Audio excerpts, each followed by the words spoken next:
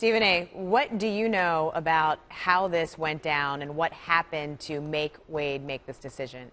Well, I don't mean to sound braggadocious, but I know everything about what went down, practically everything. I mean, if you take into account the things that Dwyane Wade has been feeling, it's not just that he and I spoke last night, Lindsay. He and I have spoken about this on several occasions over the last year and a half. He's had a real problem with how he felt he was being treated by Pat Riley since LeBron James' departure. When LeBron James departed, if you recall, a couple of years ago, Dwyane Wade met him in Miami. They met in Vegas again. Pat Riley and the Miami Heat were under the impression that Dwyane Wade had to know something about what transpired in terms of what LeBron James' intent was. Dwyane Wade swear that he didn't know.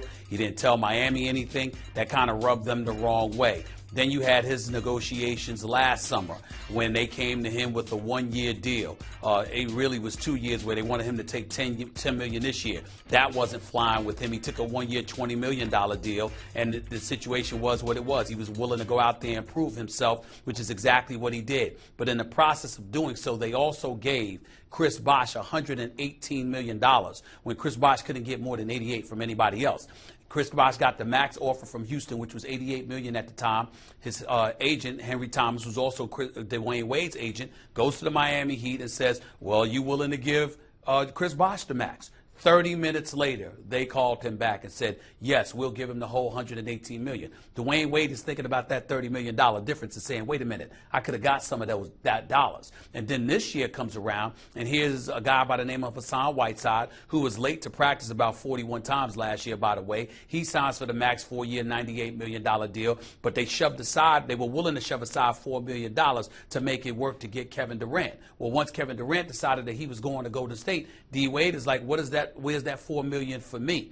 And Miami wasn't willing to budge. So when you couple all of that, combined with Dan Le Batard's article just the other day, where Dwyane Wade felt like that came straight from the Miami Heat, he said he was done. He was fed up. He was totally disgusted, felt disrespected, minimized, and underappreciated. And it was something that he was hell-bent on not taking any longer. So when you look at the fact that in Florida there's a no state income tax, and Miami offers you $41.5 million, and Chicago, that does it with Illinois, that does have a state income tax, they give you $47 million.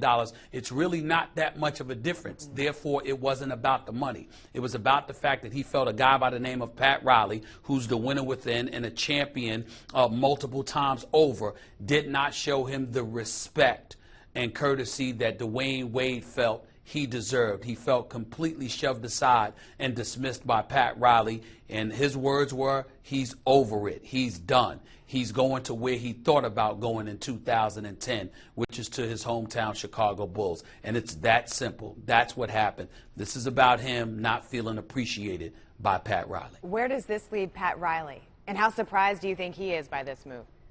Well, I think he's shocked. I think he's devastated. I think he's incredibly saddened.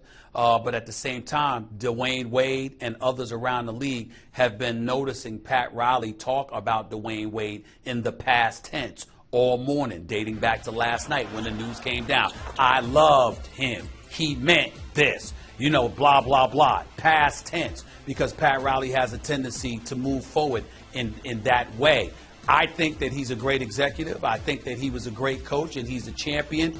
At the same time, there's no getting around the fact that the great Pat Riley looks pretty bad over the last couple of years. You have lost LeBron James. You missed out in the Kevin Durant sweepstakes. Chris Bosh right now has some trepidation about you because of what he believes the organization is doing to keep him off the court because of his ailment, even though most people understand that Miami's looking out for his best interest as well as themselves, and they don't really have a problem with it. And then on top of it all, Dwyane Wade walks out the door. So you're looking at a situation where you find yourself asking this question, what happened to the Pat Riley that knew how to do whatever it took to get it done? You could have massaged LeBron James just a little bit, do a little bit more perks his way, not be so come across with such defiance about how this is your shop, not his. Dwyane Wade, you could have worked with him a little bit better monetarily because you knew that was what he wanted after sacrificing in excess of $25 million over the years. Pat Riley's not totally wrong. He's certainly not a villain by any stretch of the imagination, Lindsay. But considering the fact that he's the winner within, you do expect more from him. You expect the man to close the deal and somehow get it done in the best interest of the franchise. And for the second, if not third consecutive year, Pat Riley has been unable to do that. Out LeBron James, out D Wade. Kevin Durant never came, and Chris Bosh might not want to be there. It depends on how he's being treated. Pat Riley does not look very, very good right now. You're right. You expect him to figure out a way. Stephen A. Smith, thank you so much for joining us.